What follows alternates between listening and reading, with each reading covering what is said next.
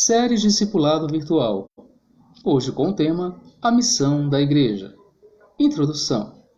O propósito de Deus para alcançar o mundo e transformar o homem requereu a encarnação da segunda pessoa da Trindade, quem é Jesus Cristo.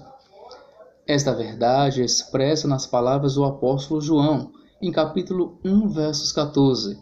E o Verbo se fez carne e habitou entre nós. O Verbo Cristo se fez carne para poder ser compreendido e visto pelo homem. Esta é a função e vocação da Igreja de Cristo, permitir que o Verbo se manifeste através de seus membros. A missão da Igreja no mundo seria um mistério se não soubéssemos que sua principal missão é a de continuar a obra da redenção do homem caído, vindo a ser para o mundo aquilo que Cristo é para ela mesma. A encarnação do Verbo divino é um mistério. Entretanto, a razão por que ele se manifestou em carne não é um mistério. Mistério mesmo é a própria encarnação. As origens das igrejas podem estar no eterno passado, mas a sua missão está claramente no presente, ser uma bênção para as nações, assim como foi Cristo, seu divino fundador e fundamento. A singularidade da Igreja de Cristo é marcante quanto à sua missão, que se consiste em, primeiro, constituir aqui um lugar de habitação para Deus. Efésios capítulo 2, versos 20 e 22.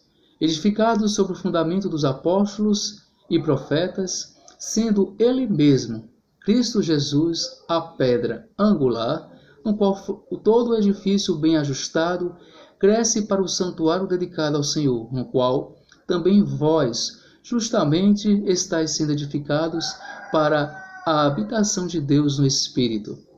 Em 1 Coríntios capítulo 3, verso 16 diz: Não sabeis vós que sois templos de Deus e que o Espírito de Deus habita em vós? Segundo, dar testemunho da verdade. Isso poderemos conferir em 1 Timóteo capítulo 3, versos 15. A palavra de Deus diz, abre aspas, para que eu tardar, fiquei ciente de como se deve proceder na casa de Deus, que é a igreja de Deus vivo, coluna e baluarte da verdade. Fecha aspas. Terceiro, tornar conhecida a multiforme sabedoria de Deus. Efésios capítulo 3, versos 10. Para que, pela igreja, a multiforme sabedoria de Deus se torne conhecida agora dos principados e potestades nos lugares celestiais. Quarto, da eterna glória de Deus. Efésios capítulo 3, versos 20 e 21. Ora, aquele que é poderoso para fazer infinitamente mais do que tudo quanto pedimos ou pensamos, conforme seu poder que opera em nós, a ele seja a glória na igreja e em Cristo Jesus, por todas as gerações, para todos sempre. Amém. Quinto, edificar seus membros. Efésios capítulo 4, versos 11 ao 13. E ele mesmo concedeu uns para apóstolos, outro para profetas, outro para evangelistas e outro para pastores e mestres, com vistas ao aperfeiçoamento dos santos, para o desempenho do seu serviço, para a edificação do corpo de Cristo, até que todos cheguemos à unidade da fé e do pleno conhecimento ao Filho de Deus, à perfeita varonilidade, à medida da estrutura da plenitude de Deus. Sexto, disciplinar seus membros. Mateus 18, versos 15 ao 17. Se teu irmão pecar contra ti, vai, arguí-lo entre si e ele só. Se ele te ouvir, ganhaste o teu irmão. Se, porém, não te ouvir, toma ainda contigo uma ou duas pessoas, para que, pelo depoimento de 2 ou 3 testemunhas, toda a palavra se estabeleça. Se ele não os atender, diz-o à igreja. E se recusar ouvir também a igreja, considera-o como gentio e publicano. E por fim, sétimo, evangelizar o mundo.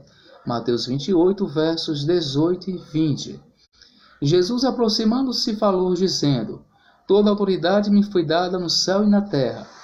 Ide, portanto, fazeis discípulos de todas as nações, batizando-os em nome do Pai, do Filho e do Espírito Santo, ensinando-os a guardar todas as coisas que vos tenho ordenado.